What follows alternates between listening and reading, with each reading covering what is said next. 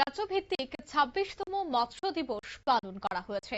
ধলাই জেলার উদ্যোগে এই দিনের এই মৎস্য দিবসটির আয়োজন করা হয় ধলাই জেলার কমলপুর টাউন হলে রাজ্যের মৎস্য দফতরের উদ্যোগে। এদিন দেখা গেছে যে মৎস্য চাষের উন্নয়ন, আত্মনির্ভরতা এবং মৎস্যজীবীদের অবদানের প্রতি গভীর শ্রদ্ধা জানিয়ে কমলপুর টাউন হলে যথাযোগ্য মর্যাদায় উদযাপিত হয়েছে রাজ্যভিত্তিক ২৬তম জাতীয় মৎস্য দিবস। অনুষ্ঠানের সূচনায় দেশের বিশিষ্ট মৎস্য বিজ্ঞানী ডক্টর হীরালাল চৌধুরী ও KH আলী এর স্মৃতির প্রতি শ্রদ্ধা নিবেদন করে প্রদীপ প্রজ্বলনের মাধ্যমে সূচনা হয়।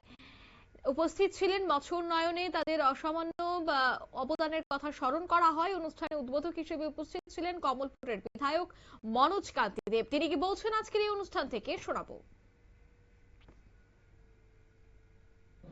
বৃদ্ধি পেয়েছে। একটা সময় আমরা যখন ছোট ছিলাম, আমার পরিবার এই মৎস্য চাষের সাথে যুক্ত ছিল। এই যে বৈজ্ঞানিকরা আবিষ্কার করেছেন মাছের পিটুইটারি গ্ল্যান্ড, যা মাছের মাথা থেকে সংগ্রহ হয়, আমি সেটা সংগ্রহ করতে জানি।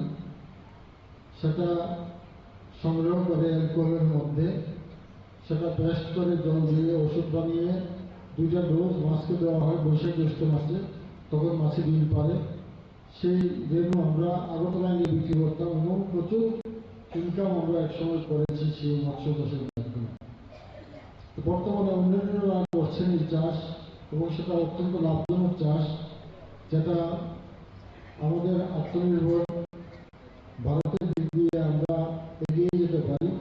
মৎস্য চাষ অত্যন্ত লাভজনক চাষ, কারণ সরকার সবাইকে চাকরি দিতে পারবে না, সরকার সবাইকে রোজগার দিতে পারবে না। এই মৎস্য চাষ, পশুপালন, শুকর পালন, ছাগল পালন, গো পালন, মুরগি পালন, হাঁস পালন ইত্যাদির মাধ্যমে আমরা কিন্তু স্বাবলম্বী হয়ে উঠতে পারি, সেটা একটা দৃষ্টান্ত। সেই সঙ্গে কৃষিকাজের সাথে যুক্ত, কারণ কৃষির মাধ্যমে আমরা আজকে ত্রিপুরা রাজ্যে আমরা আজকে আত্মনির্ভর। কৃষকরা আজকে 900।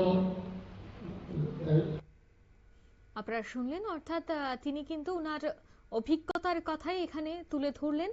মৎস্য চাষ যে শুধু একটি পেশা নয়, এটি গ্রামের অর্থনীতিকে শক্তিশালী করার অন্যতম প্রধান মাধ্যম, সে কথাই তিনি বলেন।